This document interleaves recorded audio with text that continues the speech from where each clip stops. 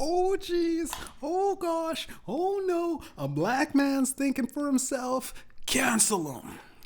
Welcome to the weekend show with Mediumjay. Today we gotta address it.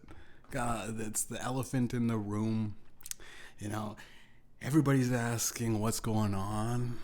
People that are frustrated, confused. Some people are running with the idea. I got earrings today, ladies and gentlemen. I got earrings. People are wondering. That's what. They're clip-ons too. They didn't even hurt. Clip-ons, right?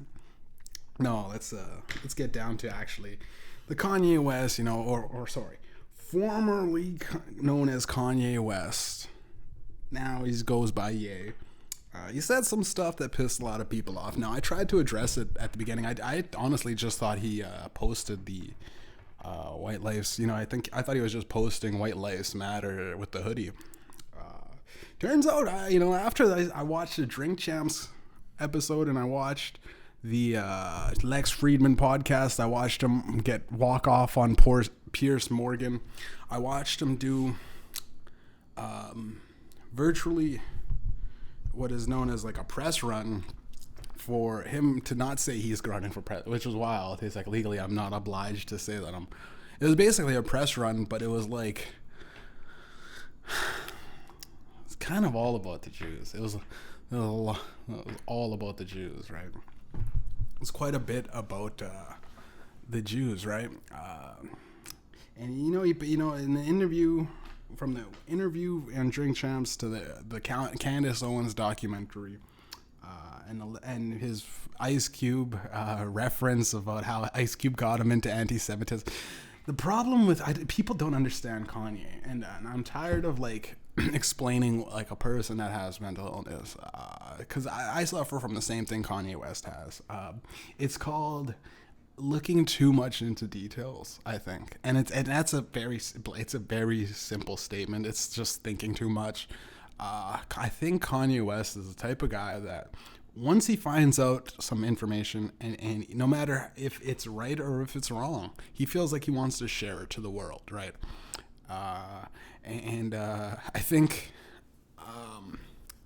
I think he can't wait to find out how to do what the Jews have been doing in the music industry for a while, right? I think he can't wait to find out how to lift up his people, and he's looking around for the answers, and he's having probably a lot of trouble finding the answers. And if the people that he worked with consistently fucked him over, right? I said this before, and we're always comfortable saying this, if a black guy, if one black guy came and punched you in the face and you went, oh man, I hate all black people. It's it's not all black people. It's just that one black guy punched you in the face, right? But if 10 guys consistently that day punched you in the face, 10 guys, all different walks of neighborhoods, you know what I mean? You drove up the street, you drove into the downtown Parkade, you drove into Wendy's on the corner of East St. Paul or a nice area, and you drove out into the lake in the lake woods. You drove out into out the perimeter into a different fucking bordering neighboring town. And it all happened consistently. A black guy ends up punching you in the face. It's respectably honest to just go, yeah, I don't like black people, and people go, we don't know what they've been through. You know what I mean? Don't judge a man. Don't judge a book by its cover, right? You can't walk a mile in Ye's shoes till you know what I mean, and figure it out. The craziest thing is we gotta address some of the stuff he's talking. I know because I put all my eggs into Kanye's basket at this point, right? I know I've said it multiple times on this podcast that I think he's better than Drake. Just kind of made me really disappointed in Drink Champs. Really disappointed in Drink Champs when he was saying Drake's his favorite rapper. Because I thought I was Kanye. I thought I was your favorite. But I guess there's no movement behind my music, so I guess it makes sense. But at the end of the day, it's okay. I'll forgive you, Kanye. the statement of Diddy a Fed. Wait, this is a wild one. Diddy's a Fed. That's what he said. And Jay-Z's a Fed too. That's what he said. And all these Meek Mills types, the guys that caught bodies and somehow didn't go to jail, the guys that you caught you're doing all these, you were bragging about doing this, being a real straight nigga, did the rap and you got out 6 months later. How'd that happen? Lil Wayne has a great fucking quote. This fucking my cousin went to jail for selling chickens, and then it's been like 6 months, and it's been like 3 months. That nigga just got home. The nigga must be snitching. Cut him off like karate, So you gotta kind of understand this. We're breaking down not just the fabric of reality, but the illusion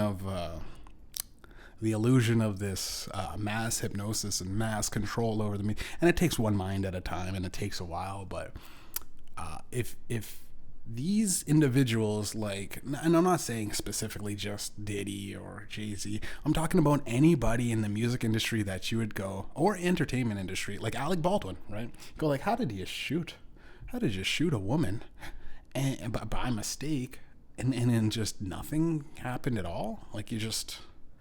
Like, I don't know. I even in your personal life, right? In your personal life, like, I don't know, man. It's kind of scary to think that, like, his family and his wife and his kids, and he's still all of that stuff. And it's like, well, I made a mistake, but also, like, there should be some repercussions. Like, he literally just has... the court? It's just like, the thing is, I'd rather to be, specifically speaking of Alec Baldwin, side note, like we always do, if I accidentally killed somebody and absolutely nothing happened to me other than people said, well, he's that guy that killed the guy, there's whispers and murmurs and a couple of comedians make jokes. That's pretty good. That's pretty good to get off of manslaughter by accidentally killing somebody, right? No normal person accidentally kills somebody and gets not even a slap. It wasn't even a slap on the wrist. There was nobody going like, well, that's fucked, and of decent power and authority, right? There was no. I didn't see it. I think Alec Baldwin should have at least three nut kicks by the fucking mother of the child he shot, the father of the child he shot, and any offspring or fucking relative friends that can come and collect the nut kick. At least that's still like three kicks in the nuts to take someone's life because you made a joke, like you're shooting that. It's not really fair for these individuals. So Alec Baldwin might be a Fed.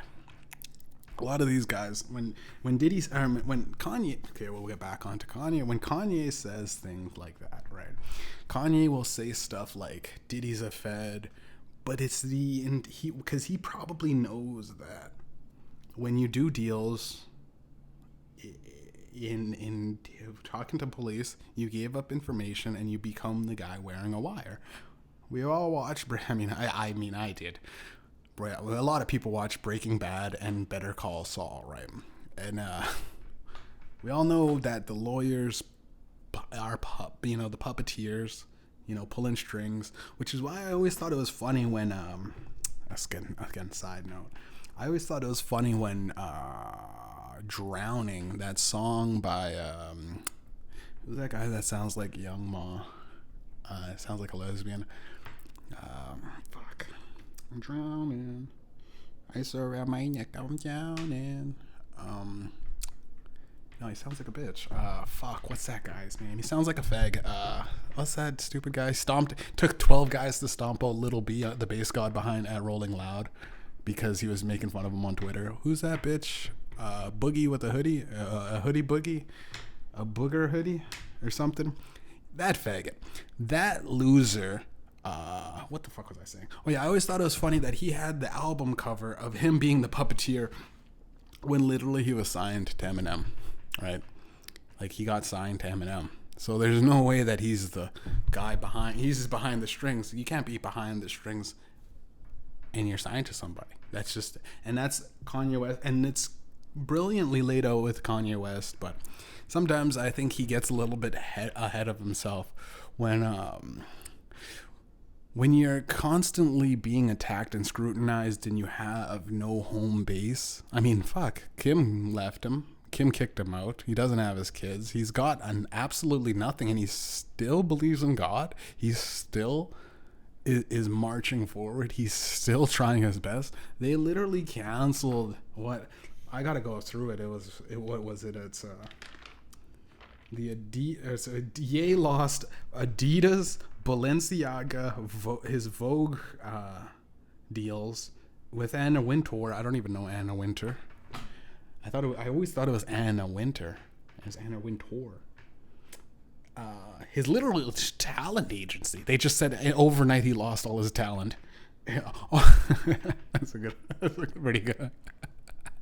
CAA is like, after that tweet, I think he doesn't have any more talent. So they dropped him. His lawyer, the one that should defend himself, that he pays for, right? Any lawyer. No, lawyers defend murderers, rapists, serial killers. Lawyers defend it all. People that have Jeffrey Dahmer. And actually, let's side note and talk about how fucked up Jeffrey Dahmer is. I've been watching the series too. I've been watching it on Netflix. Netflix actually has some good bangers. And I keep sidetracked into it, but we're gonna stay focused because to get through, yay. Sometimes you gotta sidetrack. So, excellent point. Jeffrey Dahmer. He himself had a lawyer.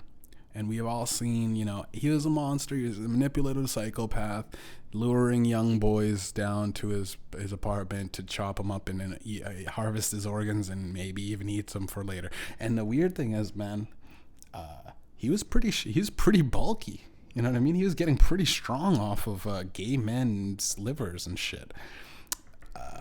He was weird, man. He was a surprisingly strong guy for a guy that was skinny, and then he started getting his first human organs, and he was pretty healthy. I might go on the human diet.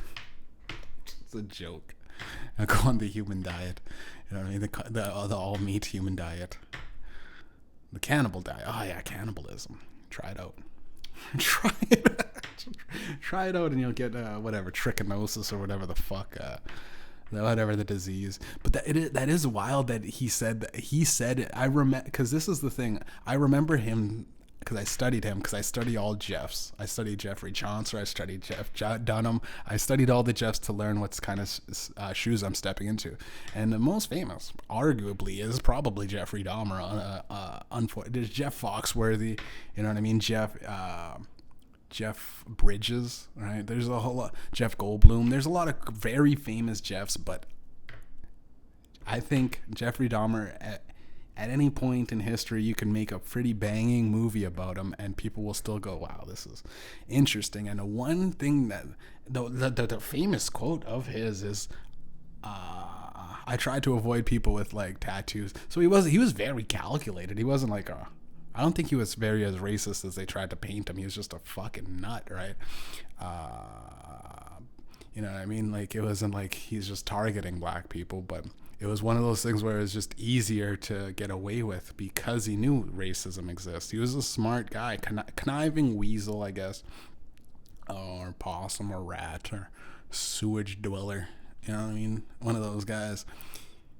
His quote said that he preferred to not eat people with tattoos because the ink messes up the taste of the meat, which is it's a wild thing to say. And I think he said that in court too. Like, it was one of those things where he's like, "I'm just gonna be honest with you guys. I'm gonna be honest with you boys. I just like to eat people." And there was nothing. I just like to cut them up and watch, slice them up. You know what I mean? And there's nothing wrong. Like, if they did a scan on his brain, nothing was wrong with him. He was just a kid that liked to harvest organs. And apparently the only way for him to get organs was to lure. Is the easiest way. The easiest way. Like, a guy like that, you take him go hunting, right? You can take him go hunting, hunt caribou, hunt elk. But the weird thing is, maybe would he have been better? You don't know. You don't know if he would have been better. It's not to say. Maybe he just wanted to do that. Maybe he was fascinated with human biology, and instead of doing it the normal way, like taking cadavers apart and studying it from a fucking mortician's point of view, he just said, fuck it, I'm going to learn freehand, right? And I think that's exactly the type of guy he was. It was just like, well, I mean, I guess I could have got a job at the morticians instead of killing them myself, but he wasn't the brightest. Why am I defending Jeffrey Dahmer? He wasn't the brightest guy, right? Let's be honest. He was a southern boy in a impoverished neighborhood. He's kind of dim-witted, but he did know people. He did know the psychological effects that people have can be played upon, right? And he can play a lot of people like a fiddle the majority of the time, right? And I think Kanye West is trying to manipulate the public in a certain way. I also think he's also trying to put himself in the martyr. I mean, he's been the martyr all along. He said his mind the whole time. And I think when he gets into these weird episodes, if 90% of what he says is right and 10% you could throw away, that's better than the majority of human beings, right? Like, think about what your best friend said to you when you talk to your best, and this is for people with friends. If you don't have friends, don't click off this. If you talk to somebody in the last week or two and you didn't argue with them, you guys all had all healthy, normal interactions that had no slip ups, no breaks. You didn't talk over each other. There wasn't like a kind of confusion in communication. There wasn't. Yeah, every little interaction, or actually screw that, every little interaction you have with human beings in general, whether you go outside to the store and you get mad at that person, or you argue with that person, or you go to like say, hey, what did you mean by that? Oh, I'm sorry, I didn't mean anything. I'm tired, and there's a lot of little things that you can pick up on, and you can kind of go, well, the majority of people, I don't like talking to begin with.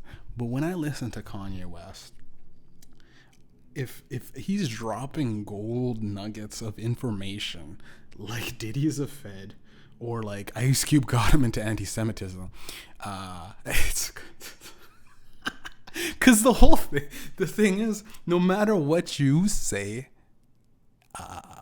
if you just blame. The whole thing ended up being a blame on, like, the whole Drinks Champs episode. He's like, I want to just thank for getting me into anti-Semitism. And the problem is, though, that I think the first person to say fuck a Jew, wasn't it Ice Cube? Wasn't it Ice Cube?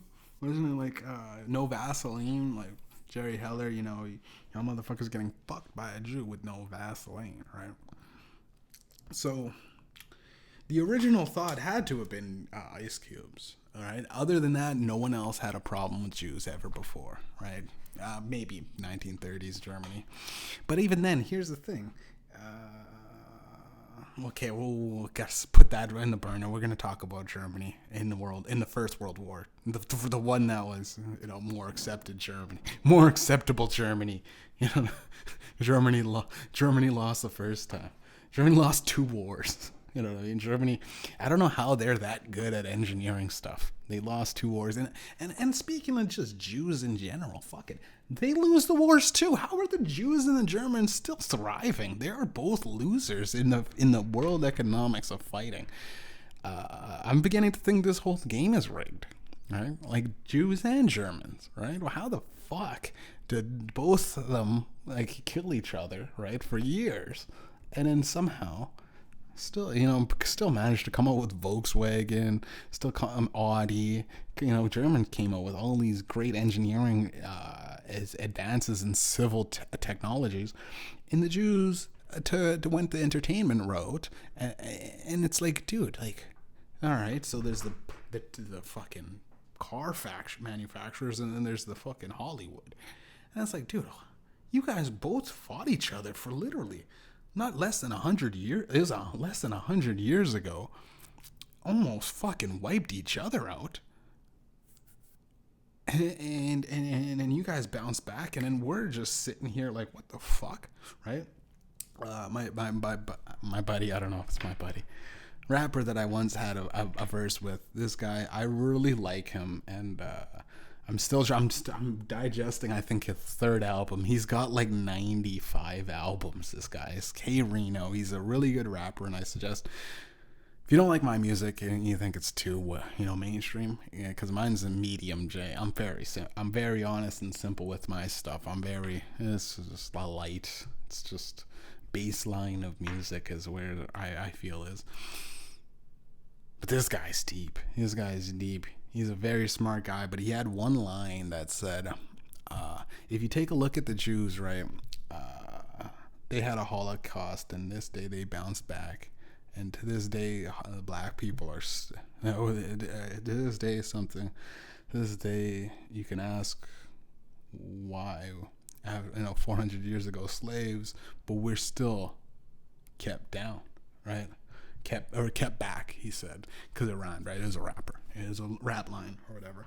But it was one of those lines that made me go, like, I reassessed everything in my mind at that point in my life. Right? I was like, whoa, okay, wait a minute. The atrocities that are going on in history can easily, and when Kanye West on Lex Friedman's podcast said he can easily dismiss what happened in history because we're worried about right now. It's one of those things where you can be in war. You could be in war, and you can think about your girlfriend at home. You could think about your mom sitting in her bed worried about you. But when you're on the front lines and you're seeing everybody dying and it's everyone's shell shock, because I watched A Quiet Place on the Western Front last night, and it was fucking so good. But when you're on the front lines, nothing matters except that moment, right? That moment is what you're fucking fighting for your life. You're watching, this is what you do. It's that moment matters the most. And then when the people that told you to fight say, all right, stop fighting, you pack your stuff up and go, and then you start worrying about history and what you did and all the stuff that you're accountable for, and you deal with your PTSD afterwards, right? But Ye has a point, and I'm sorry I would call you Kanye West. I respect the idea. Maybe Kanye is just thinking of the words in general. It's Kanye, so people are constantly conning Ye.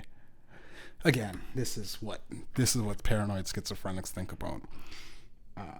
So he changed it to Ye because it's simpler and it's more happier and more positive.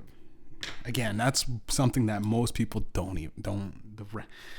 We're looking at about 1 to 2% of people think like that, and maybe 10% can imagine what it is, maybe, but they can only imagine what the thoughts in Kanye West, or we can all only imagine what the thoughts in Kanye West's head are, but a lot of them coincide with what I think on a daily basis, right?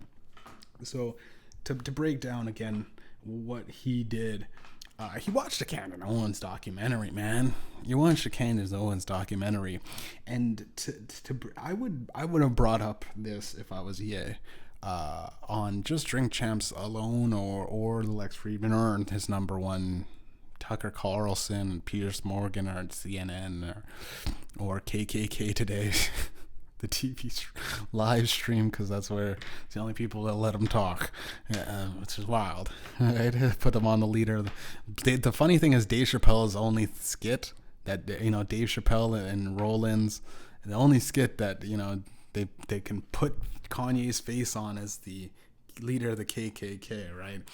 And it's so funny because that's what made Dave Chappelle go to Africa. That's what made Dave Chappelle scared. That's what made he was being manipulated the same way Kanye West is being manipulated. And who was Dave Chappelle's first guest on the Dave Chappelle show? Kanye West. And to be constantly ridiculed by Dave Chappelle especially Candace Owens. She dissed Candace Owens. Candace Owens said, "Well, if my pussy stinks, right? This was literally a stupid joke. My pussy stinks. I'm going to blow it all up in your face." And she queefed it all up in his face, right? And it was digestible, and I don't think it's I don't think it stunk like that. George Floyd's autopsy was, well, he had fentanyl in his system, and we all know how little it takes for fentanyl to kick in. He's a large African American, big guy.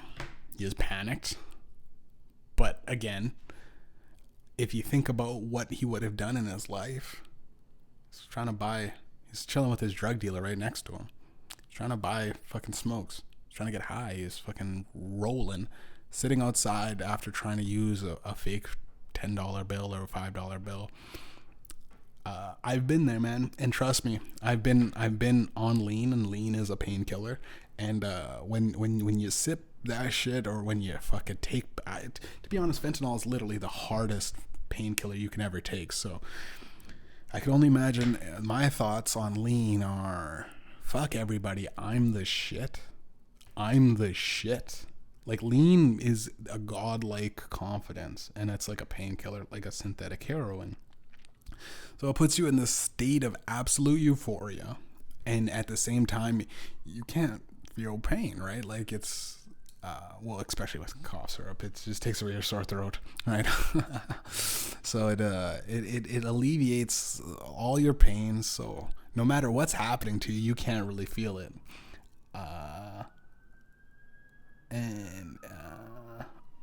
I think if you put him on his back to begin with, that alone because when you're over, there's a lot of times we watched Uma Thurman choke to death on her own vomit in Pulp Fiction, right? If she's sitting on a certain way, you have to roll people on their side. The police officer, if he had to blame anything, should have rolled him on the side and then put a knee on his neck or whatever racist thing he was going to do. I'm not judging racism or not saying that I'm excusing Derek Chauvin. What I'm saying is, actually, what am I saying? I'm saying that I think that Derek Chauvin could have saved his life. That makes sense. That sinks in. Because if you put someone on face down in handcuffs while they're rolling on fentanyl, but the thing is, I don't know if he wanted to tell them that there's fentanyl in the car. So it was and that's what happens 9 times out of 10. That the drug dealer was so afraid of incriminating himself that he couldn't tell the truth to the police officers.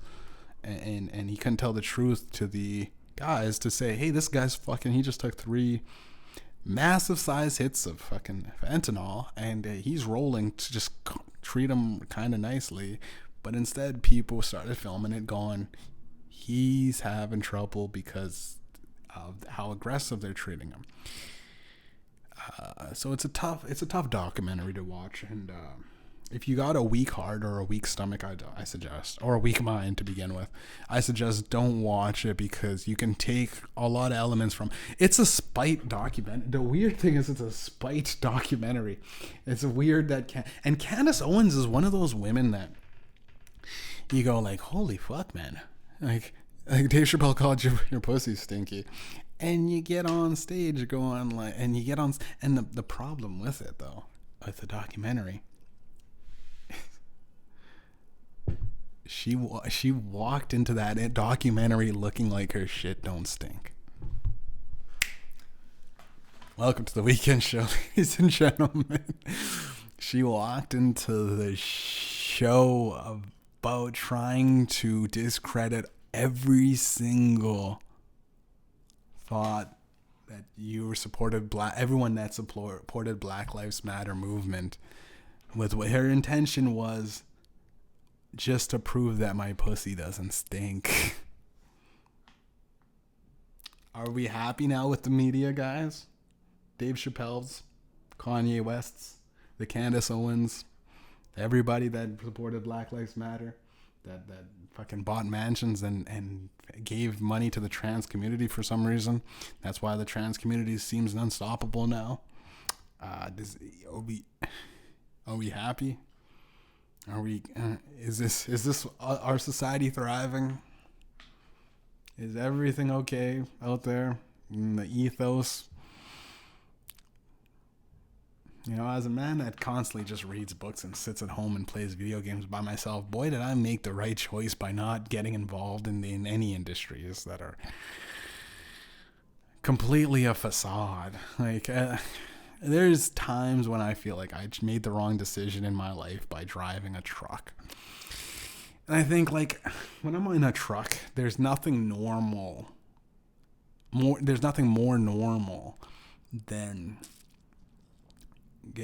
obeying the laws of thermodynamics and you know, there's nothing, object in motion, stays in motion and hit the brakes and to stop it, and to open up the hood and, okay, it's running hot, what's it? Okay, it's oil. Oh, and that's all I gotta worry about. That's, fill up the fluids and close the door while I'm driving. That is almost a blessing. Like, that's all I have to worry about as my job in the industry that I'm in.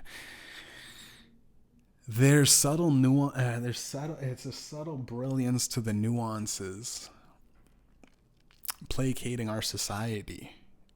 We have this constant need to be seen. Like in Kanye West, he needs to be seen.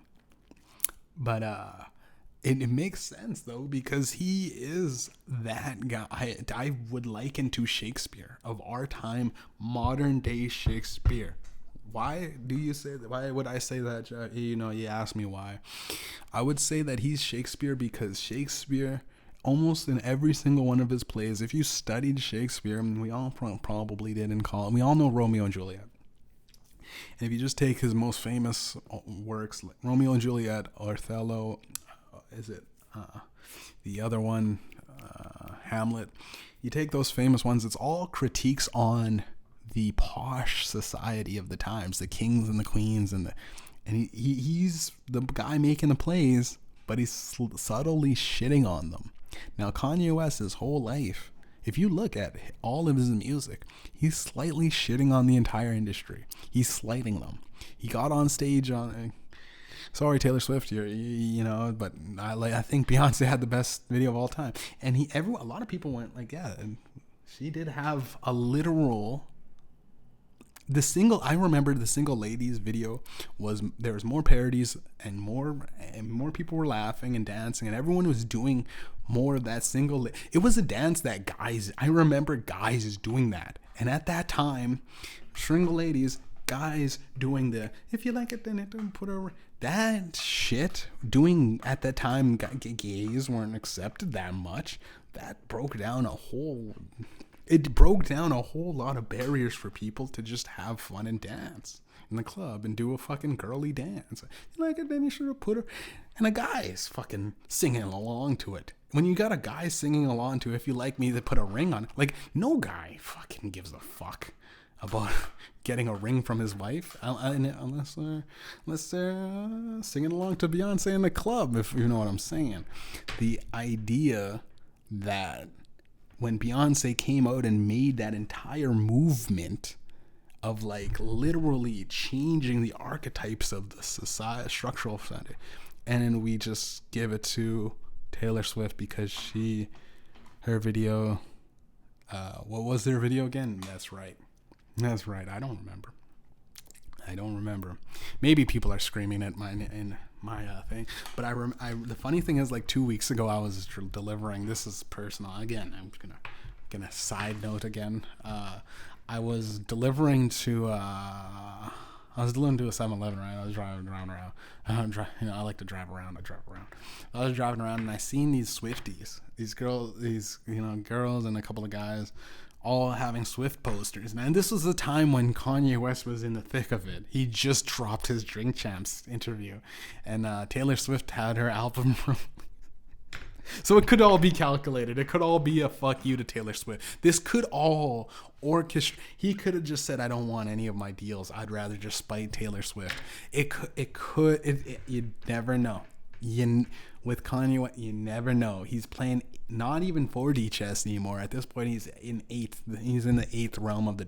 If he gets to the ninth dimension, and he really. We might have interplanetary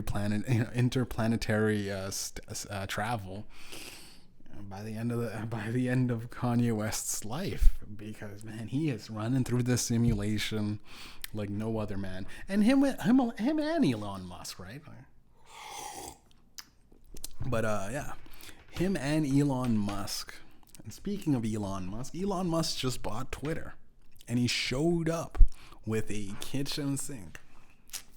Which is that's let that sink in, right? Throw the kitchen sink at it. There's no other sinks to go on. But the funny thing is, he also fired several other top executive chief staffs of Twitter, and these are the guys that were responsible for holding down countless accounts from being able to access growth on their platform, on their network, in their lives, and in their communities.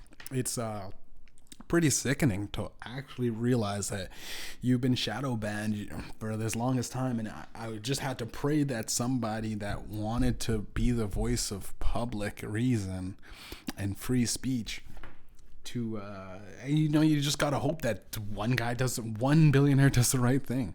And today the press has a field day of like people going like, oh gosh, now people are saying the N-word on the internet again. I go, no, they just blocked it. They just blocked a lot of people. Were still saying the N-word on the internet a long time ago. Have you ever joined a Call of Duty lobby and talked to a 13-year-old kid? I have. Have you ever talked to a little 8-year-old girl? A little 8-year-old girl call you the N-word and she'll just think it's funny. And it's the internet. I get it. It's funny. It is funny. When I'm a kid, you're a kid, you like to do things. Sometimes you like to prank your parents. Sometimes you like to hold your hand on the stove or pretend that you are. You put a fake. Oh fuck my camera. Jesus Christ. This was all. Damn, I hate this camera so much. I hate this stand.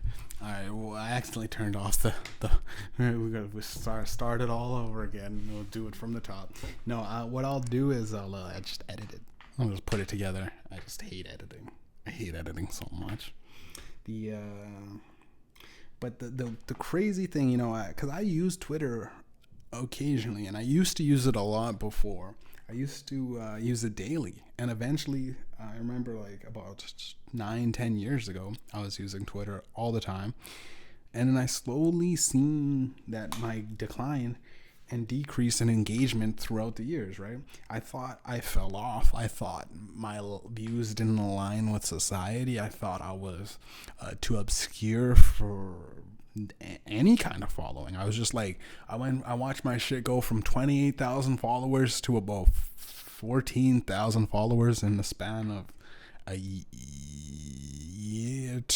I'd say half a decade. I'd say 5 years to be fair, because it's overestimating my times, so that it doesn't.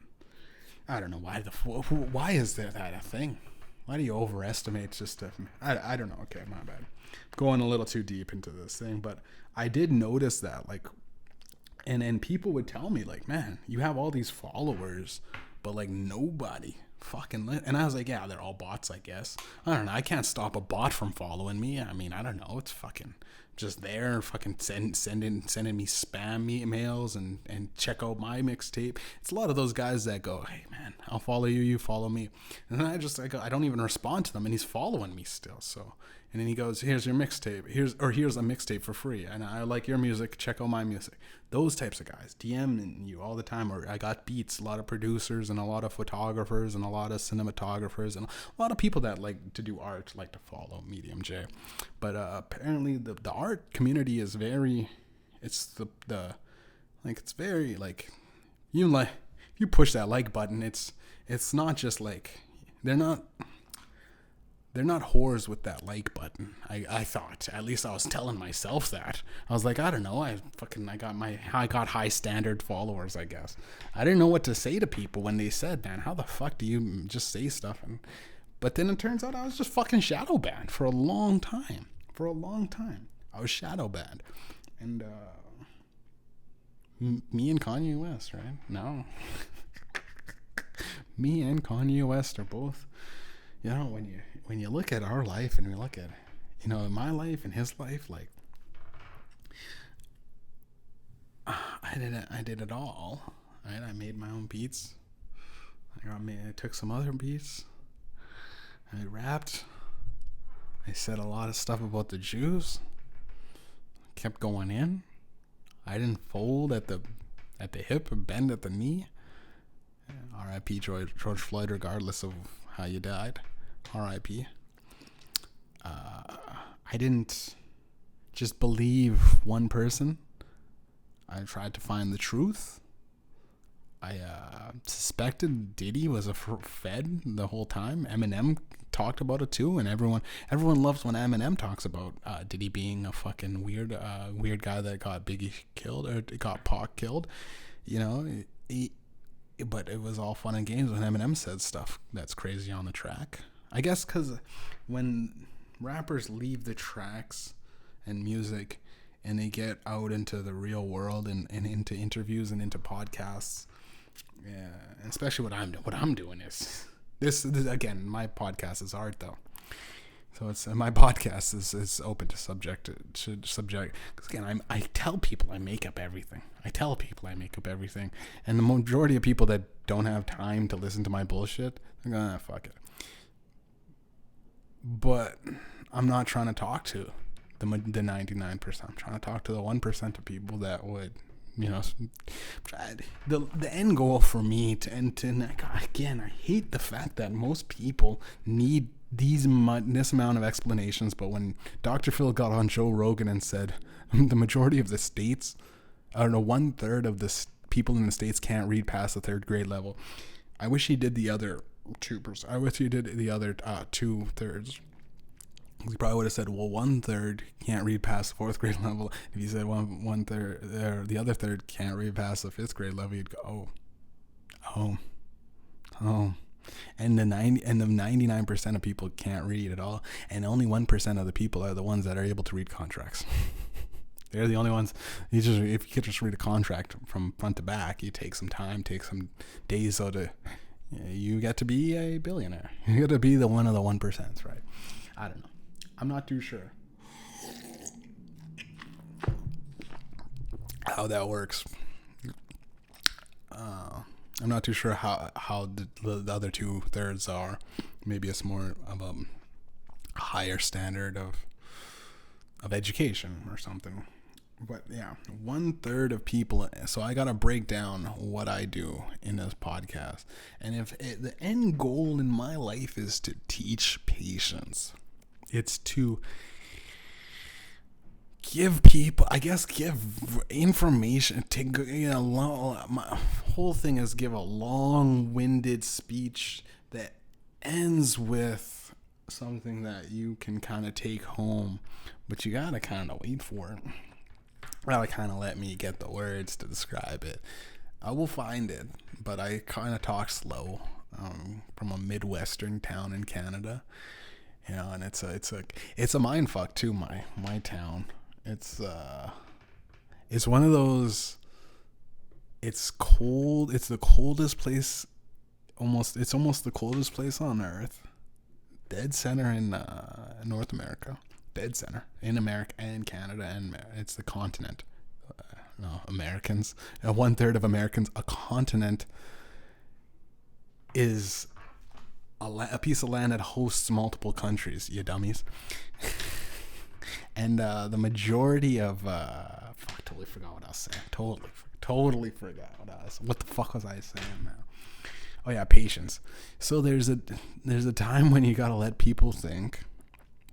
You gotta let people think it out and have patience. And at the end of the day, you should have patience with Kanye West, right? You should have patience with Kanye West.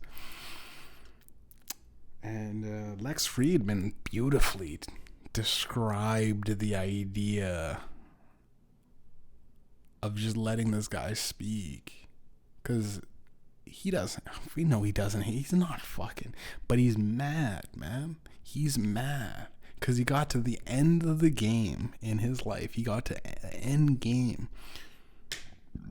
He unraveled that string and found that there was no carrot at the end of the string. There was no, like, you get to now be like, you know, when you finish a game in GTA and it's kind of disappointing because you go, well, because when you finish the actual game in GTA, right? And Kanye West does this metaphor a lot, but I'm talking about literally because I finished the video game GTA. I felt like there was something more. Like, I was like, why can't I call up the Jet guys? And they did that online, and they slowly kept updating it. But I remember being like, when the game first came out, there wasn't nearly as much updates, and I went like, I should be able to call up the plutonium guy.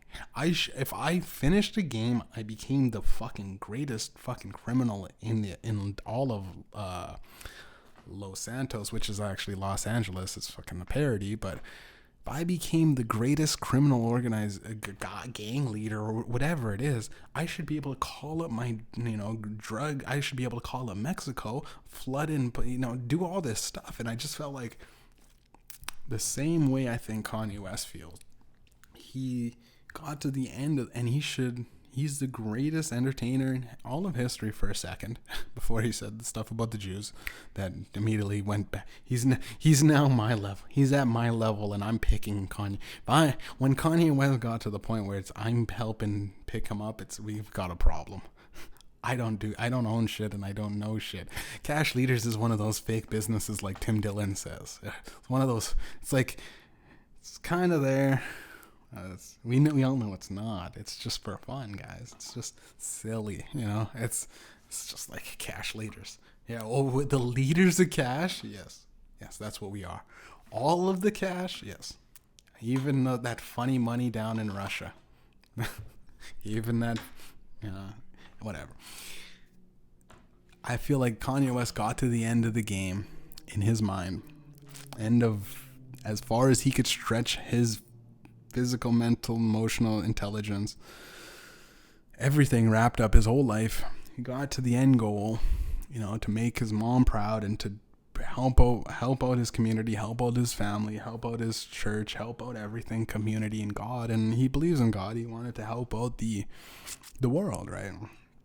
And to do that, you got to help out your community first. And to help out your community first, you got to help yourself. And he helped himself to the point where he can feel like he should be able to help out the people around him. And when he realized that there was no contract that involved him,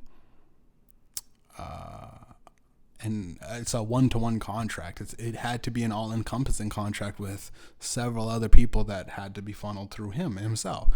And that sucks. That really sucks.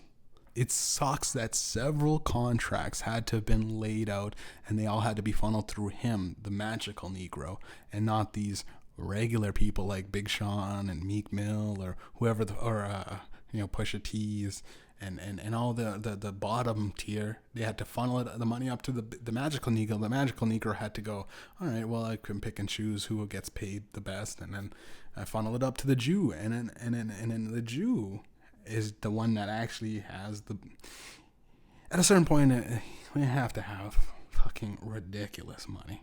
It has to be a ridiculous amount of money to literally, in the span of about a month, all of October, which is wild. It's literally just a month. He went on Drink Champs, he said stuff that was offensive. Don't get me wrong, it's offensive.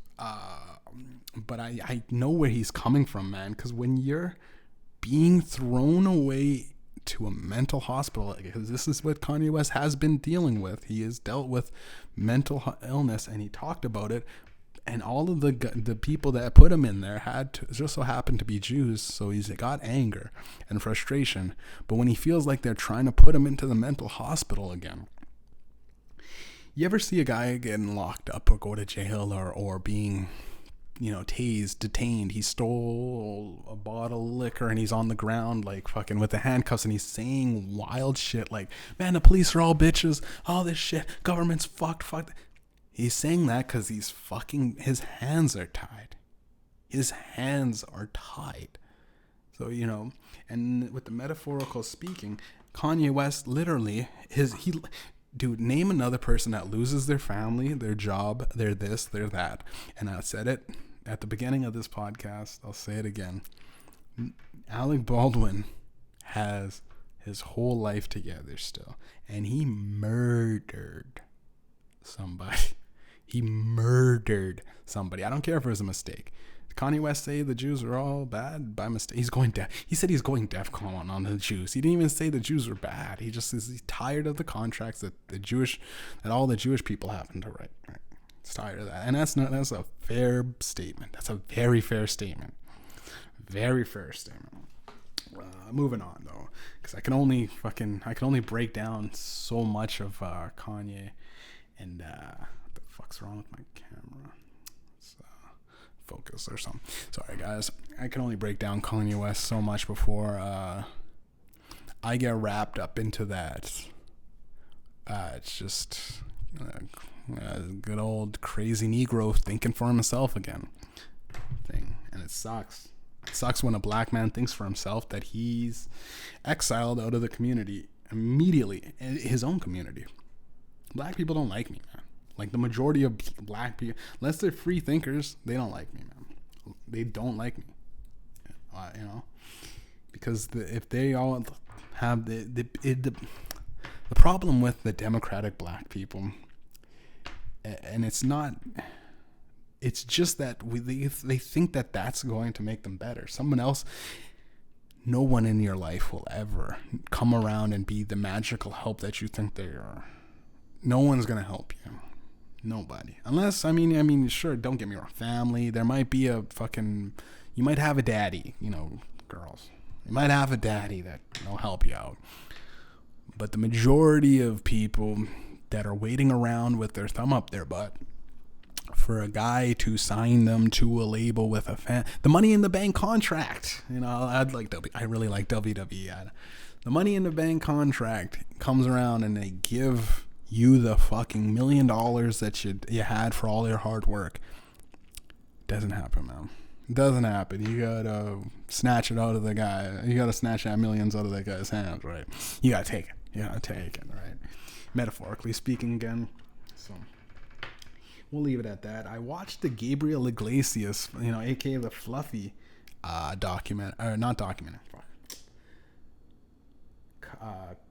comedy special, and this was like a 2-hour special that just released recently on Netflix.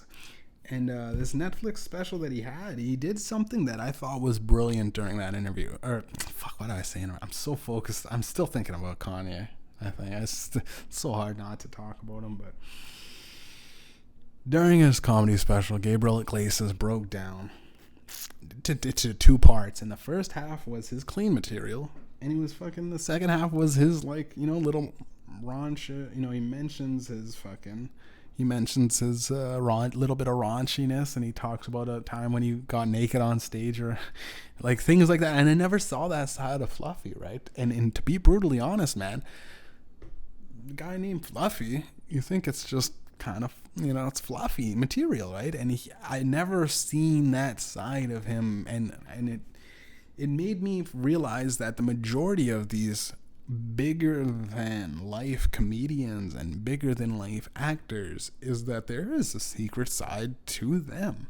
There's a secret side to them. And when fucking Fluffy broke down and he said, by the way, Netflix, I fulfilled my contractual obligation, so I'm gonna say whatever the fuck in his own words. And he said it nice because he's still a polite guy and a talker, but he basically said, I'm gonna say whatever the fuck I want, right? And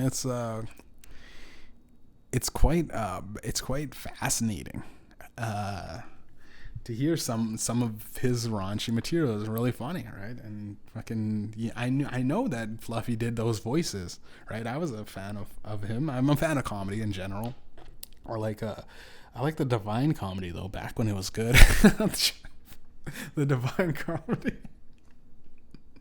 Like, I like Iliad, you know what I mean? Not this new stuff that they're doing.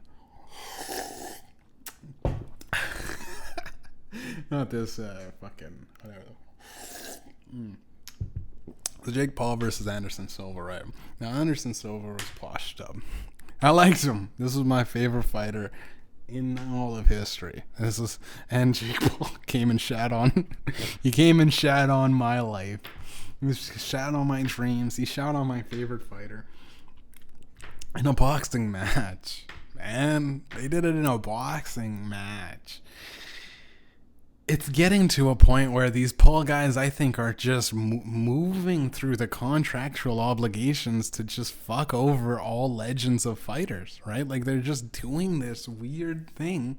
And I'm not saying that Floyd Mayweather turned boxing into this bullshit kind of thing, but when Floyd Mayweather decided to, was it when he fought Conor, that opened up a realm for people to go, oh, you could just fucking fuck with people as long as you guys are both really famous. You could just fuck with people and just have this show. And even if you get punched out, you guys all get a bag at the end of the day. You all get more money than you ever can imagine. Jump to after that fight, Jake Paul, Logan Paul, and all these YouTuber guys started fighting, and they're making more money than actual fighters, people. And it tainted the reputation that boxing is now slowly becoming this WWE thing. And I've realized that maybe what I said last week was harbored emotions about my dad. Granted, I still want to fuck him up. Granted, I still want to kill my dad. I'll still lay that nigga out, don't get me wrong. But I also shit on a lot. I shit on a lot of things in because I was mad. I literally woke up mad. You know when you get the one text from your father. Like, I don't care about anything, but like, it's like when family does you wrong, you know.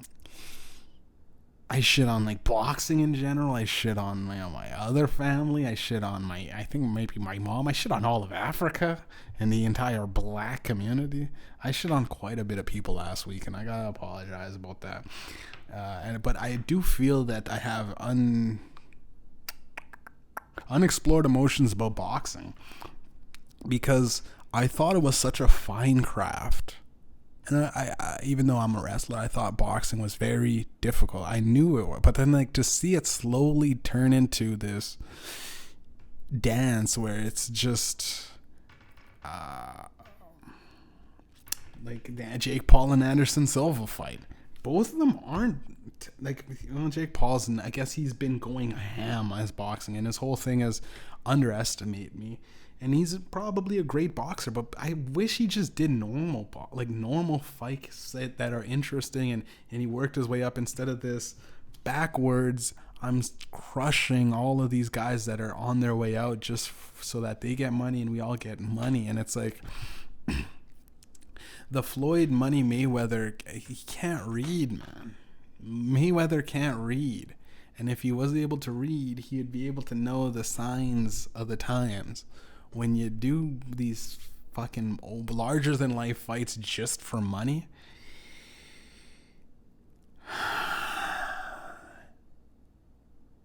you slowly start making a parody of yourself. You slowly start making a parody of the sport. And you slowly start, like, I've made fun of Mike Tyson, I make fun of boxers. But Muhammad Ali is one of those boxers that is noble, honorable. Manny Pacquiao is one of those boxers that's a scrapper, always gonna get back up, you know, type of guy. And you have your Floyd Mayweathers, your Ricky Hattons, your fucking Eche Alvarez.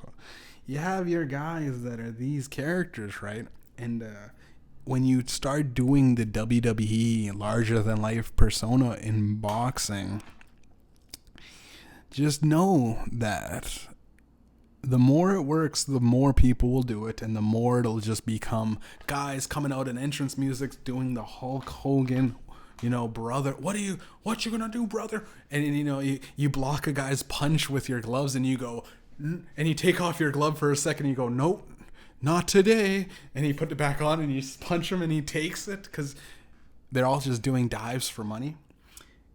It feels that boxing is going the route of traditionally what WWE is, and in fake wrestling. And UFC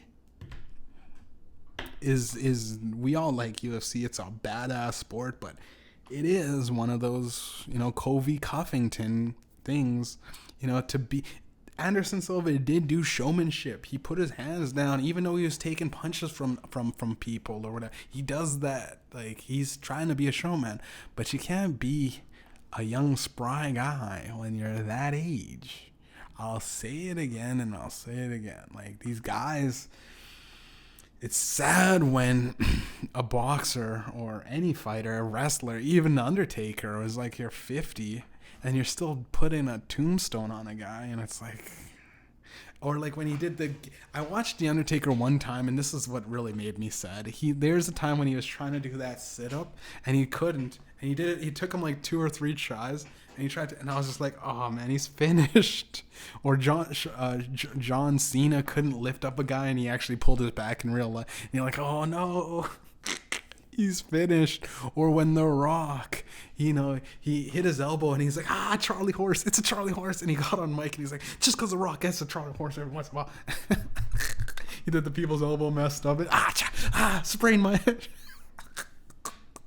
Ric Flair still doing the figure 4 at his pace, which was wild. He was still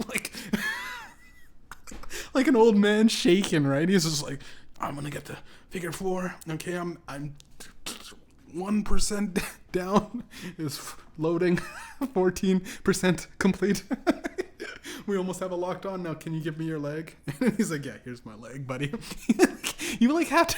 The figure 4 leg lock is such a you need to you actually need a guy to give you his leg so that you put his leg back over his and get it up.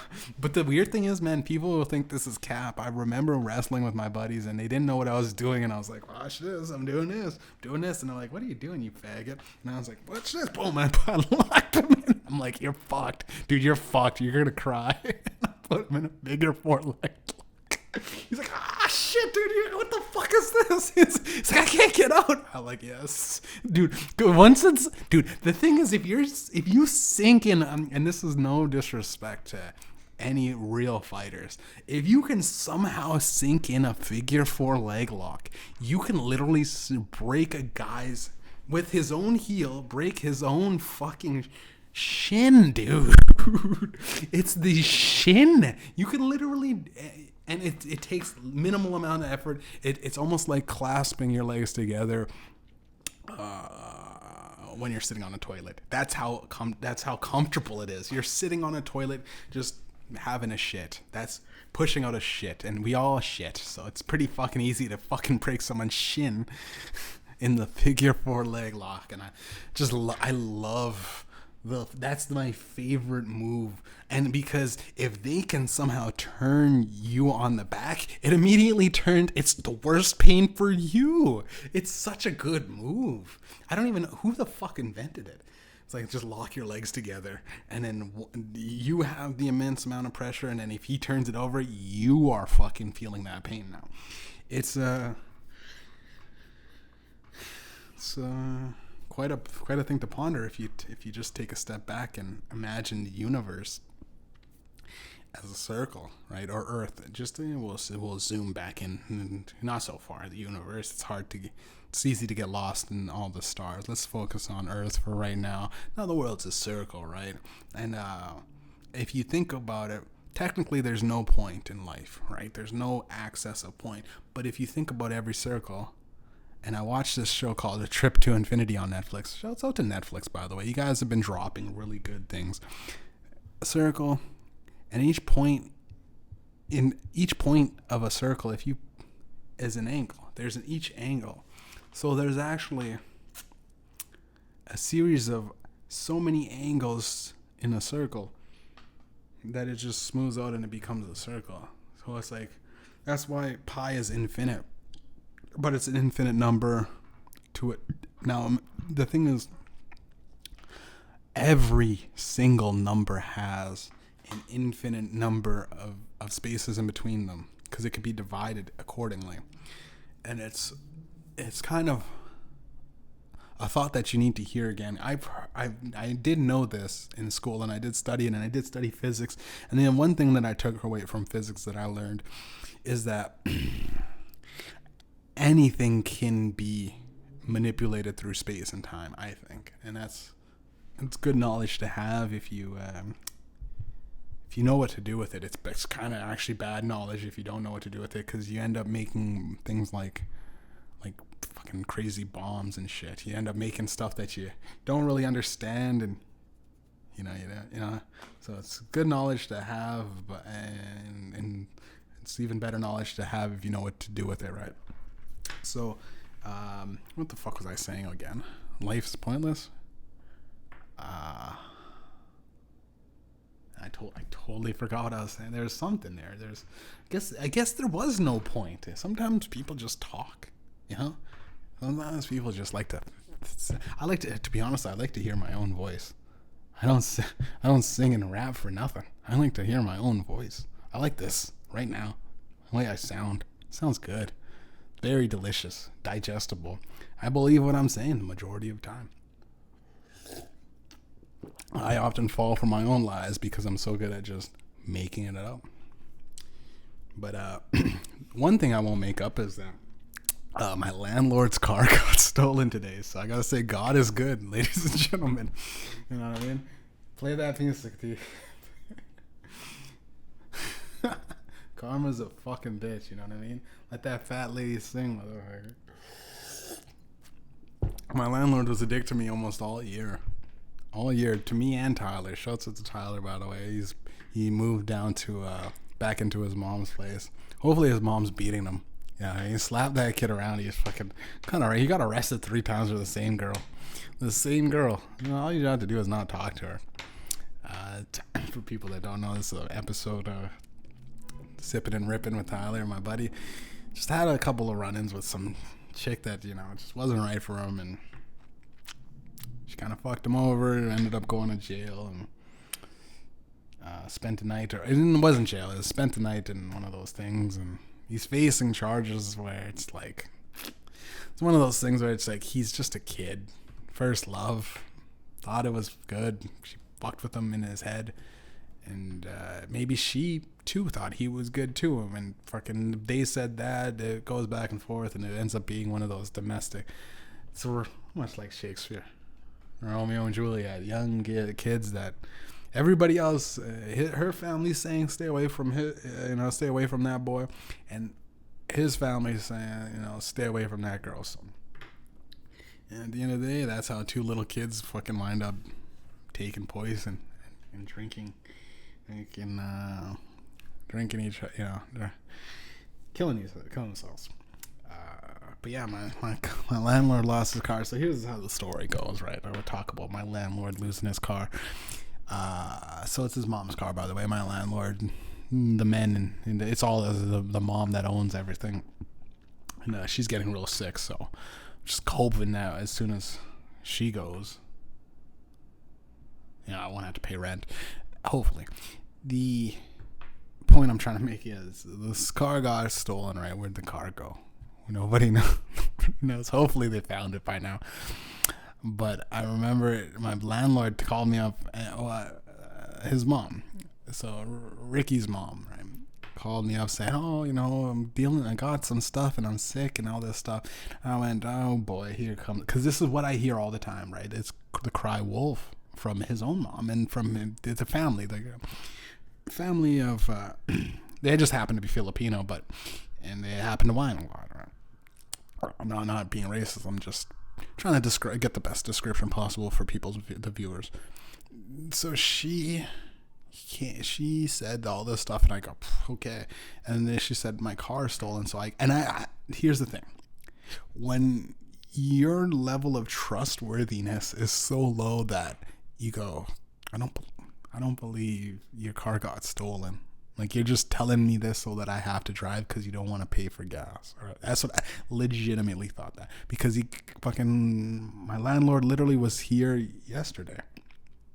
Okay, but speaking of the time when I'm talking, he was there yesterday to collect the rent. I said, I have the rent, come get it. And he didn't get it. He said, wait. Then I thought this whole thing was like my conspiracy mind ran, well, much like Kanye West, my conspiracies just ran out of my mind. And I was like, maybe him and his family are lying. Maybe they put it in a shop. Maybe they're just saying that for sympathy. So I give them more money towards rent and paying, all of that stuff. You gotta run the gauntlet of series of events that could happen in the world, right? Turns out the story goes, my landlord Ricky says, the whole family says, Ricky specifically told me that his brother John, the smart one of the family, left the car running, ran into Domino's Pizza, his fine establishment that he works at, to grab a free 2-liter drinks. He tried to get a 2-liter drink from work. He went all the way down to work to get a cheap 2-liter drink. But he left the car running. So when you take enough free lunches, right, eventually when it goes around, comes around, and it bites you in the ass. Someone stole his car while it was running, and hopefully it was one of those, and this is, again, not racist. I just hope that it would be executed well. I hope it's one of those guys on the res, and they take it to the res chop shops, right?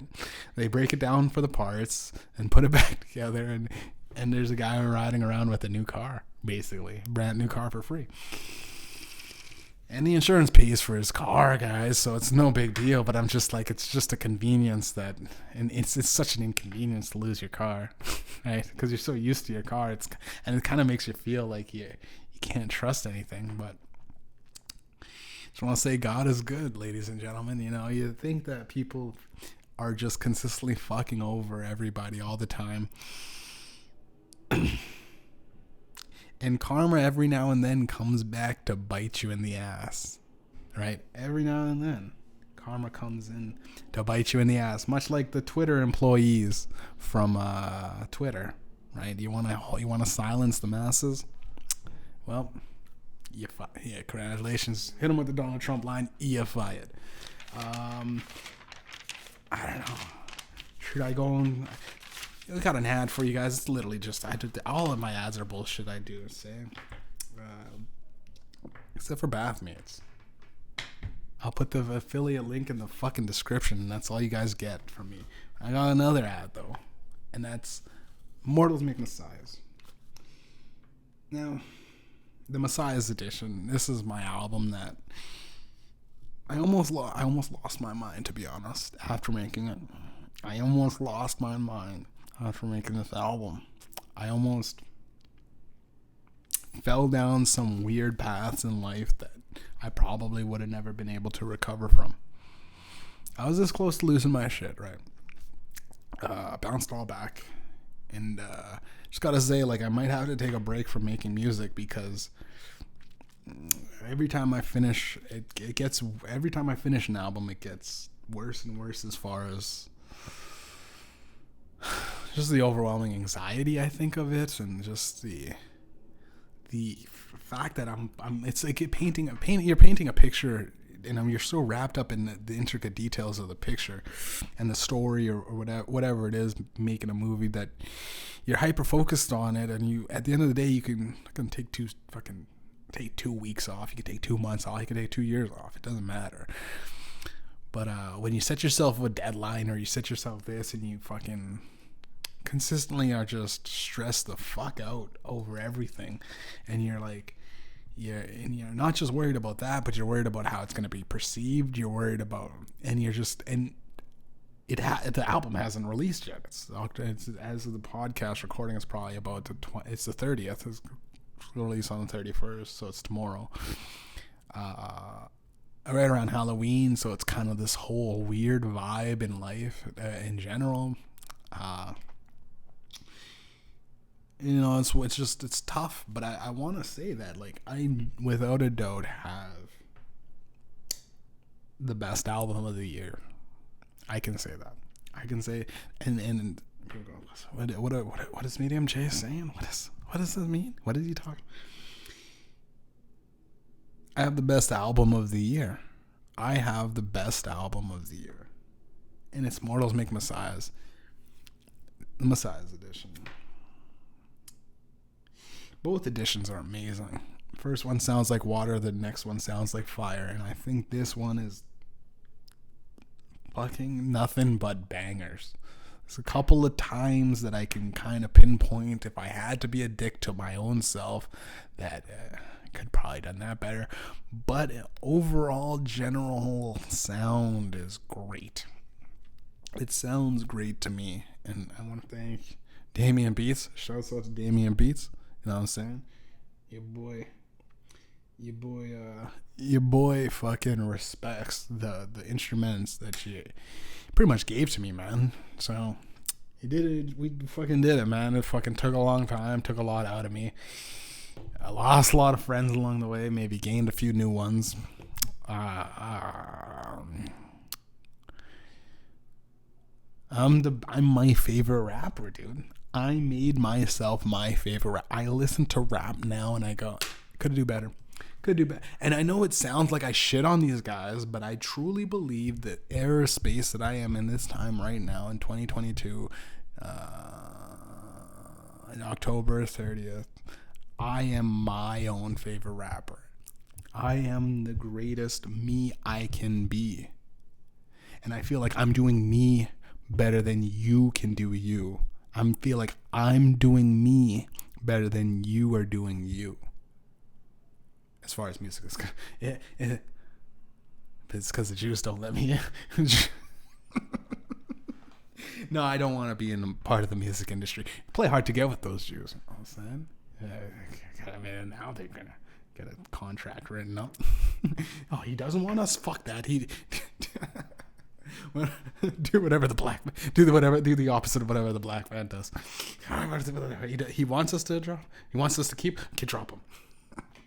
Does he want us to drop him? Keep Kanye then. He wants to lose a deal. Keep him back.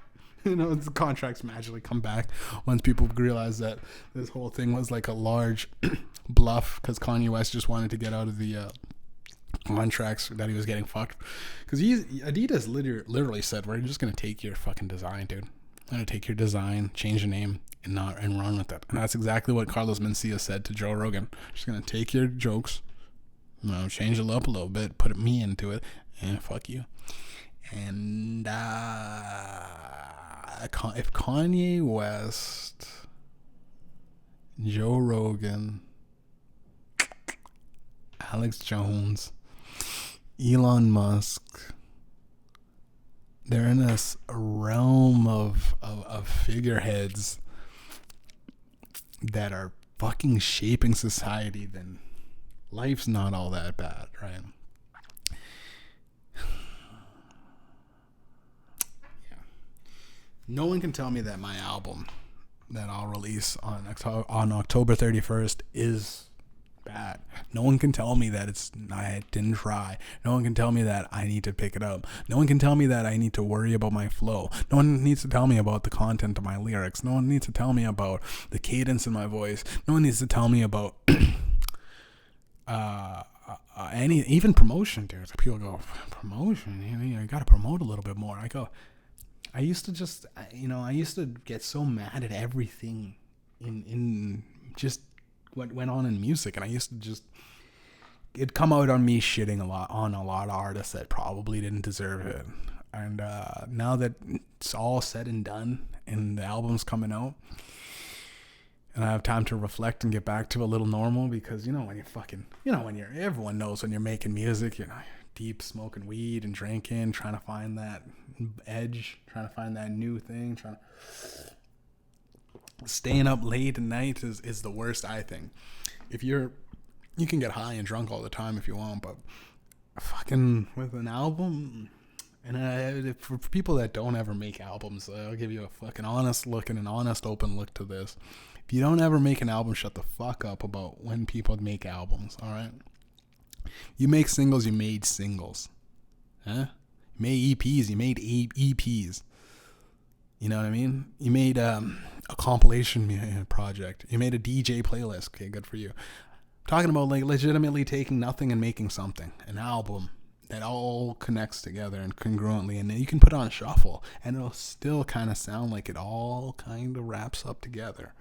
That's an album. That's an artist. And it takes a lot out of people. It takes a lot to share. It takes a lot to even say a metaphor that you probably don't mean. You know what I mean? If you're stuck in this weird metaphor where you have to let the song progress, even if you get certain instruments that you don't feel like you need to, but you know the best words that'll be there and the best time to say it. And a lot of singers sing songs about either being single while they're in a relationship or being in a relationship when they're single, right? A lot of singers just sing songs about dreams. I doubt that Tate McRae is constantly being her heart broken to. I think she's a shy girl and overthinks a lot of things. I don't think that she's just constantly being lied to by every single guy. She's be it as it mean. Artists are very sensitive, and one thing can lead to another, and you can kind of blow out and have a song like Taylor Swift about how every guy that you've been with has dumped you and they all were pricks. Every one of them. Taylor Swift. You get what you deserve with Kanye West. Everyone talks about Kanye West. No one talks about Taylor Swift. Taylor Swift, you had an album no one talked about. The girls, and the story that I was talking about that I totally forgot to mention, the girls that had all the Swifties, right? They came into the 7-Eleven, they're all kind of drunk and buzzed, and I asked how was a Taylor Swift release party. He said it was kind of lackadaisical. No one knew how to sing the songs. It was kind of weird. No one knew how to sing along to the songs when they were playing it in listening party or whatever in our city. And there was just it wasn't popping. And I told her this. I looked her dead in the eyes and said, yeah, that's because Kanye West is fucking going on. You hear about, and she just did this. She did one of these. Anyways, I think we're gonna get going. We have a nice, have a nice day or whatever, and it was just one of those things where I was like, did someone hit that fucking? You've seen nothing, and she just blinked and said, okay. And anyways, yeah, Taylor Swift, and she just went completely no, I'm not even gonna mention this Negro kind of thing. I'm not even gonna and these are all white people, so. I'm really good at pretending. I'm really good at just looking like a guy with a tanning tanning bed. I just look like but I'm more black than most people. I keep the roots because my soul's black, right? My soul's seen some stuff. I think I'm gonna be Mr. Clean for Halloween to clean up my these fucking rings, right? 3 out of people in my life, all told me I look like Mr. Clean. So I think I'll make a picture about being Mr. Clean. That's my name. It's Mr. Clean. An East Indian friend told me one time. He said, if people talk about you, while you're not there, and you show up in the midst of them talking about you, you're going to live for a long time in our culture. And I kind of was disappointed in when he told me that, because in my culture, and this is one that I just completely made up, but often spiritual or religious side of it, in the spiritual realm, and my name is Mediumjay, and it's medium, not the size, but the fucking clairvoyancy of it. In the spiritual realm, when you tell someone their future, it's almost like signing a death warrant. It's locking their life up in a cage. If I wanted to die tomorrow, I can't now because he kind of put that card into my, you know what I mean, into my chakras, or my spiritual fucking, you know, he put that into me. So it's like, wow, there goes my plans to die in the 27 club. I'm 28 now too. Anyways, I'm basically finished, man. This whole thing sucks, man. But I want to talk about, and this is going to be a little bit longer than a regular podcast, because I feel like people aren't getting exactly what I do on here. So I'm going to try to be a little bit more, I guess I got to, strengthen up the podcast, right? So once I get to 100 podcasts, though, it's all going to magically come together, right? All with the 100th episode, I'd say stick around for the 100th episode, guys, because I might prank call God on that one. But I watched this movie called All Quiet on the Western Front on Netflix. And let me tell you, man, I think it's safe to say, though, like, Netflix has bangers again, right? I've been listing off throughout this podcast all the Netflix shows that I watched. And they're bangers, man. You think about it, Dahmer, the new fucking comedy specials that aren't a political circle jerk, and innovative movies like the fucking Singularity, the Infinity, and then they have the fucking. Sometimes you just want to watch animals, man. Give me the David Attenborough fucking animal documentary, and fucking I want to hear this guy talk about the fucking pelican for 5 fucking hours. Nothing but pelicans. Give it to me. I want to see someone describe how Bulbasaur, the number 1 Pokemon, is the god of the, he's the plant of life in the Pokemon world. I want shit like that. Right? We want things that are descriptive about things, right? We don't want a fucking woke fest, a woke sausage fest of circle jerk of the political party. We don't want fucking that one time that Michael Jordan said something funny on or said something kind of, mean on the court. We don't want the greatest game ever played. Like Michael Jordan, come on, man. Michael Jordan, man. It's mid at best, bro. Obviously that's shitting on people for no reason, but I mean, I'm sure Jordan can take it. What if Jordan's like, he's watching his podcast and he's like, God damn it, dude, I'm gonna play him one-on-one. And what if I beat him, right? There's this one guy, there's a fucking documentary on YouTube that I suggest you watch, and it's the one guy that beat Jordan, the one guy that's better than Jordan, because he beat him in a one-on-one game. He played him better than Jordan. He beat Jordan, right? And Jordan couldn't handle it. Jordan could, and the guy was as petty as Jordan, because he said, we're not playing ever again. I'm retiring. I beat you, Jordan, in a one-on-one game. And he was dude, it was like Jordan was like, he was like, how about I give you I'll give you $50,000 right now to play again, please. 100,000, 125, 135. Come on, please. I need it. I need to play. I need to beat you. And the guy was like, oh, no, I'm good. It was just some guy with glasses, bro. That guy's literally the best baller in the world. He beat Jordan. People like to talk shit about like the stacked of UFC and how fighters beat fighters and push each other out. It's a constant ladder to the top. You could fall off that ladder, and Jordan fell off that ladder to fucking Jamal in accounting. Just the nigga with glasses that could shoot threes better than you, Jordan. He played better than you, Jordan. Greatest to ever do it. Shouts out to some random nigga. I don't mean to shit on Jordan, but man, you're fucking slow, dude. I don't want to start the roasting session on Jordan. I don't want to start the roasting session on Michael Jordan. But hey, you had the best shoes. No, Yeezy did. And Yeezy said once he had the best shoes, what did he do? He said the Jews fucking suck. And he's like, here's your shoes back, bitch. Dude, he shit on Jordan.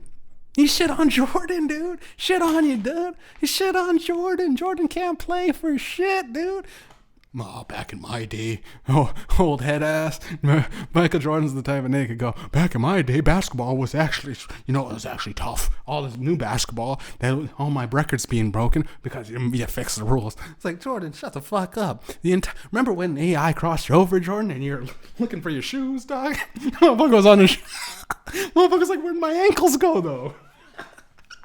Hey, I crossed you over, dude. And it was done. You finished after that. You went into baseball, dog.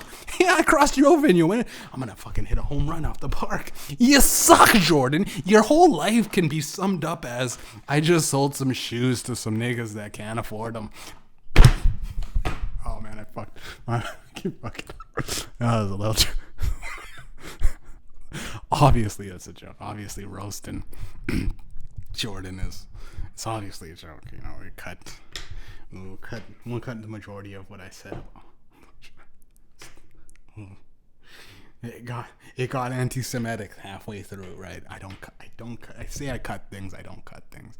Cut one thing one time for Thatcher because he said the N-word, and I was like, no, you're cool to say that. If someone's got a problem, they'll deal with me, right? I gave you the platform, but again. I think this is a wild side note, and I'm actually liking it. But get back onto it, right? The All Quiet on a Western Front on Netflix. This movie I don't want to say it, but it painted Germany in World War I, the losers of the war, as fucking humans, right? As fucking humans. And I hope they have an All Quiet on the Western Front too. They're gonna have to fucking sympathize with Nazi Germany, because they are people, right? We're all people. We're all sensitive people, man. So maybe a Jew hurt Hitler's feelings back in the day. Said that the first, maybe Hitler got close enough to be rejected by the people who ran the art industry, and he said, I'm fed up. And they all happened to be Jews at the college that rejected him. And that very well could be the start of World War II. So if the start of World War III is actually Kanye West, I am going to. I call dibs on the prediction. I call dibs on the manufacturer of the guns, please, of World War III. I call dibs on the patents of the idea of war for World War III. Because if Kanye West starts World War III, I call dibs on it. I don't know what I'm saying, but I just gotta say, the World War I movie, All Quiet on the Western Front, shown through the scope of a German soldier no older than, I don't know, mid-20s, right? So a couple of young guys, they go through and they show these like 4 guys. All of them die, dude. That's a spoiler alert. No one really lives in that fucking thing. They're all fucking dead, and I'm maybe one of the guys. But I was watching and I can't tell any of them apart. All the characters don't matter. People are being blown up. People are dying. People are losing their mind. It's one of those movies that paints war so well that I go, oh, like Saving Private Ryan probably had so many people enlist, and this is like. All Quiet on the Western Front literally made me want to sign up for the Canadian Army. Made me want to abandon everything I did at the weekend show. I maybe want to abandon all the music that I've ever made, because I go, I would like to enjoy the going through the trenches in reality, not the rapper trenches that they talk about, and not the ghettos of this is my safe city. I want to explore actual trenches. And I tried legitimately multiple times to sign up for the army. And I know I joked about this on dropped me off in Afghanistan podcast about a year ago, saying specifically, I'm like, man, I'm too good for, I said that. Okay. This is something that I said a long time ago, saying I'm so good for the army. But I don't know how to fucking sign up online. They make it so hard to sign up online, to even just talk to a recruiter, that it makes you go, fuck, well, I'm not going to the army then. And if that is the case, maybe I shouldn't be in the army. Fuck. To fucking spend 10 minutes trying to sign up for this shit. I'm not going to the army. Fuck you guys. You're not gonna. I'm not gonna die for my country there. And anyway, fuck you. Like, it's like spiteful, but it's like, I just feel like there should be shouldn't there be an easier way to just literally sign up for basic training to see if you're capable of doing it? Isn't there an easier way to talk to a recruiter? Isn't there an easier way to figure it out? Figure out like base living or the barracks? Or is it all just like come, go, whatever? If you figured it out, or is it like designed to be a puzzle so that it's only the guys trying their best? Because I've honestly, and here's the thing, this is actually gonna probably fuck with a lot of people. A lot of people are not gonna like me after this, but every single army officer that I've seen walking around in full army getup, I look at them and I go, oh yeah, we're fucked. They're protecting our country. They're protecting our country. That guy I knew growing up is a racist. That other guy over there that's walking around, he fucking does ketamine on the weekends. He's a ketamine weekend guy. I go, that guy over there, he's got a fucking junkie of a chick that fucking gave him syphilis once. I don't think that he should be defending our country. Plus, I could beat up all of them that I've all the single file line up the entire Canadian Armed Forces. I'll beat them up single file. But this German movie about soldiers made me realize that they're all people. This German movie made me realize that we're all part of this. We're all part of this great rock that we live on, right? It's such a good movie that I tried signing up, and I'm a joke teller that raps, right, and does podcasts and stuff. Not the best guy to hold a gun, right? I like to shoot things, but it's not. I'm definitely an overthinker when it comes to. It might be actually good for me to be in the army, to be honest, but I'd have to be one of those commander guys that decides when to fight and when not to fight. All right, guys, go fight. Okay, stop fighting. And they even had illustrated that during this movie, right?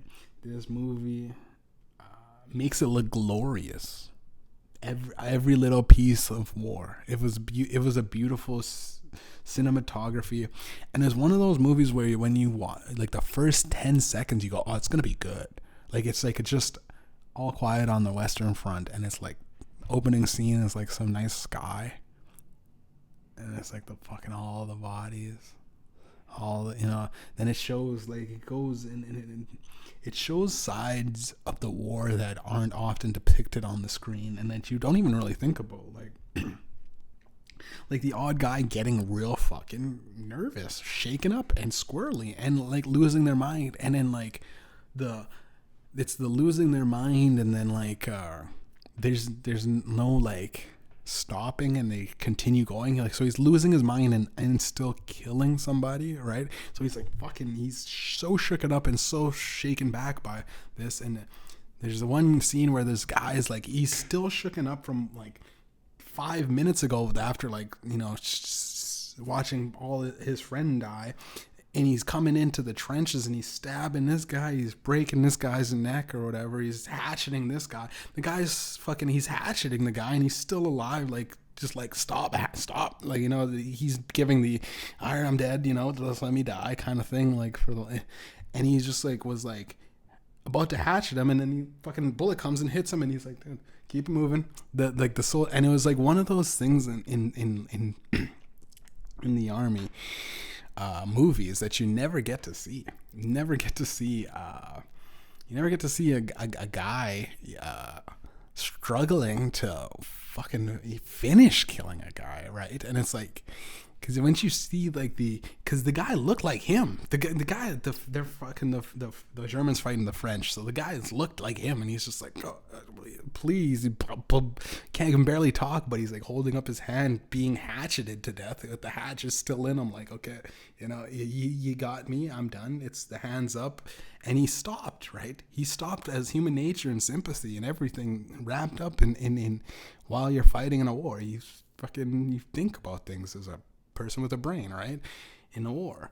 And then the fucking bullet comes and just finishes it, takes him out of his misery, which ultimately is the best thing. When you're fucking hatcheting a guy, it's like, okay, fucking, if you're gonna kill a guy, it's the bullet in the head, right?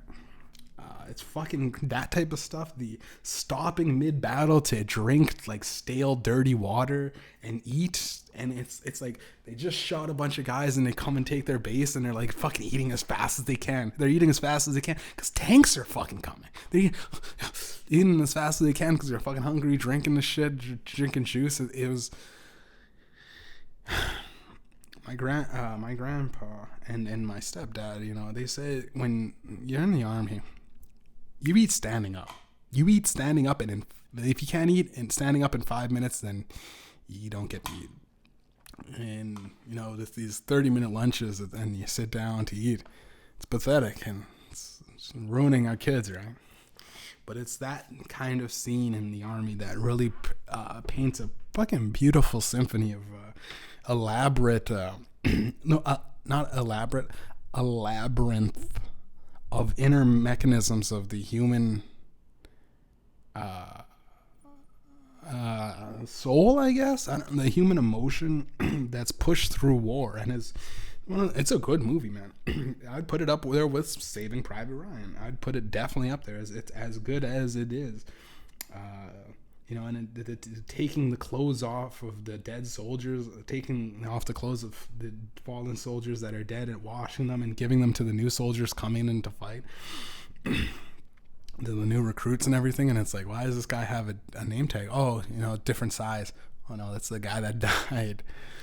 Those types of fucking scenes are genius. Or like the stealing a goose or the goose egg from the farmer, from the French farmer, and the French farmer's fucking had it, and then he ends up, the little boy French farmer ends up and I know I'm ruining it, spoiler alert, I ruin a lot of things, but I just honestly, I'm the type of guy that if you tell me something and you tell me to listen, and I go, oh man, so what happens, they die in the thing, well, I still want to see it. It's like you're watching the picture. You're not watching a guy talk about it. There's no description that can make you watch a movie and go. Because here's the thing. I pride myself on the standard that every movie I watch is better than a guy talking about it. If your movie can't be better than a guy, that's why I have a fine. I guess it's a fine. This is a high standard. My standard is better. For movies are better than, like, no podcast can ruin a fucking movie for me, because no matter how many times I watch a podcast, I don't go, oh, this is so much better than fucking, this is so much better than an Avengers movie or something. As of lately, Avengers, that's what I'm saying. Like, if your movie cannot beat a guy on a podcast, the movie's not doing too good as far as pulling emotional heartstrings and fucking the elements of fucking theatrical, whatever the fuck. Man, I don't even know what I'm saying at this point, but I think it kind of makes sense. I like the idea that they had with this movie, man. Is a great fucking thing. The there's a boardroom meeting between the generals and the commanders signing the treaties. They're like, randomly, we're going to set an 11th hour on the 11th day of the 11th month. It's going to sound good. 6 hours. You guys got 6 hours. After that, it's over. So at the end, like this main guy that they kind of follow throughout the end, it's like, fucking the saddest thing, because he's fighting on the front lines and he's doing his job. He's fucking going day in, day out. He's fucking killing all these guys. He's doing it. And then right as he gets stabbed, and he was in the fight and they kind of stopped because they heard the things. He gets stabbed. Ceasefire, gentlemen. And he's fucking walking around like it's over, right? Fucking with a fucking knife wound in his heart. He's walking through the trenches, seeing all these bodies, seeing all the ashes, and just some guy said it's over, and it's over, and it's a movie that makes Germany, makes you almost want to feel bad for Germany, but it's almost you feel bad for the little German soldiers, right? Feel bad for the individual, not the whole goal of, because Germany was trying to in the First World War, they were trying to do some stuff, right? Trying to take over French, and the French did a pretty good job at stifling them. A lot of bloodshed on both sides, though. A lot of bloodshed. It's fucking wild, man. The ending has no self-gratifying finish. There's no sweet relief. There's no happy ending, if you will. There's nothing.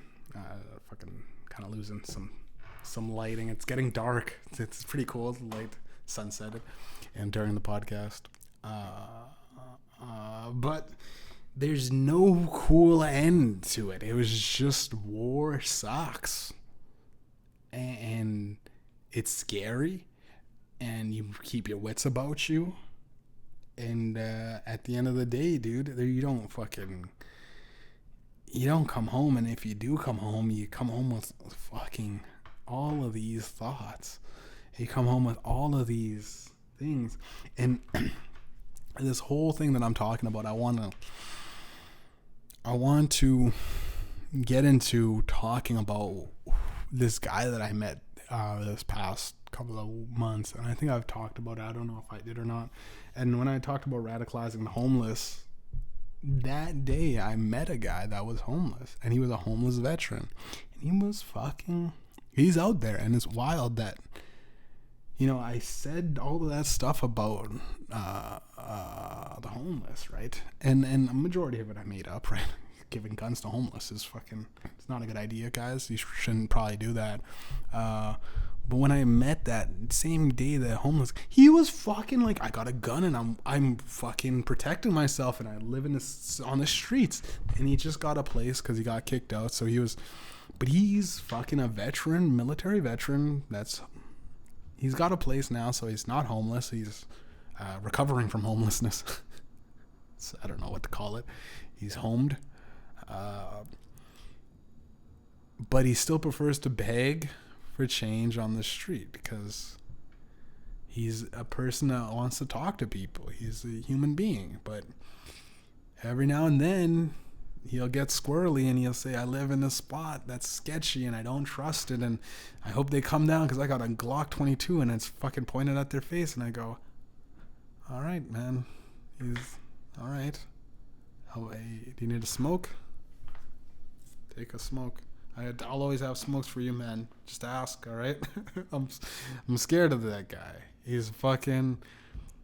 He went in the war. He talked about it. He fucking talked about where he was at. I think it was Korea. I don't know. I can't remember, but I just remember being like... he might be making it up. You never know. He could be making it up, but if he is... He's doing a great work of fiction that I think is better than any J.K. Rowling book or anything like that. And I can consider him a friend. Like, if I see him, or if I see the friend that he met, he linked me up with this native guy. Or this native guy was actually talking to me before that other guy, so I became his friend, his native guy's friend. And he was talking to me about this guy that always sits there, and I'm like, I think I know who you're talking about. I see him all the time because I deliver to this place of business, and he sits outside with his sign. And I gave him a drink the first time I met him. Gave him smoke the second time, just for friends and talking and shit. And the native guy is funny, man. It's fuck too, man. This native guy, he's been through some stuff too, and he's like, he's so light about it too. The cool thing about this native guy is that he said, I was like, he was talking to me about this crazy story about some girls, right? And then he said, I don't know if I trusted him. Me and this other guy, we're like old men, and these like girls are like fucking fine. And I go, be careful they don't just take your money, right? He's like, I know, but this girl's like, she's sending me crazy photos all day in and day out and this and that. And she's driving me crazy, driving me wild. And I go, I know, but be careful. He's like, and I said, be careful, you might take your money or whatever. And he's like, what do you mean? Fuck. What do you mean, what money? Fucking not doing the best. I go, oh yeah. You know what? You're right. You're right. You're right. And then he's like, you know what? I'm gonna go for it, right? And I was kind of like, you know what? Yeah, you know, you make a good point, right? I mean, what do you got to lose, right? These are fucking models that he's fucking showing me about. These chicks are models, right? He's showing me, and he's like, me and this guy are gonna take him down, right? I'm like, yeah, you guys gonna do it. And I just said, good luck. And he's like, what do you mean? I'm native. I don't need luck. It's always been bad. And he laughed. It was a joke that he said himself, and I went like, yeah, dude, like fucking shit on me, man. He's like, this fucking, and he said, oh, you know, a white man, you know, the white man will take that. You know, give me luck, the white man will. I was like, yeah, shit on this whole thing, right? Shit on it, buddy. That's fucking the spirit of the native guy. You know what I mean? In the midst of a current genocide, Holocaust, and constantly missing women and missing children, and no answers from the government, no missing water lines, missing fucking roads and signs and police and presence, and well, I guess there shouldn't be no police on the res. Because it's the freedom, you know, with I shouldn't be talking about the culture of.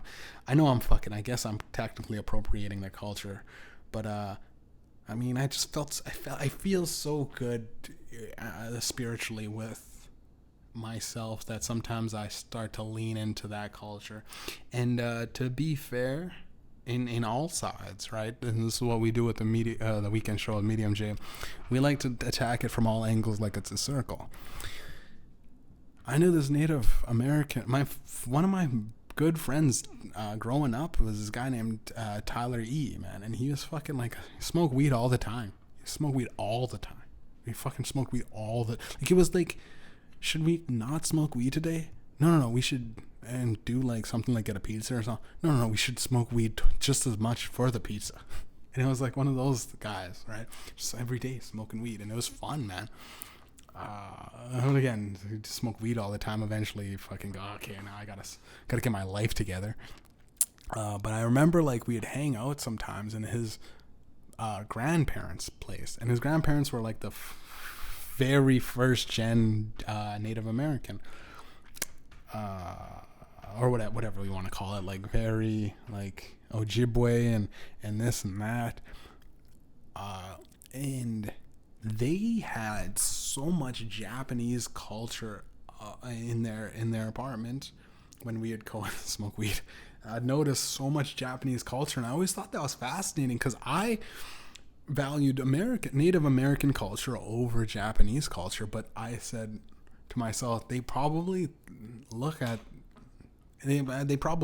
that culture the way I looked at their culture in terms, I guess, of my culture, and like it's a very respectful kind of thing.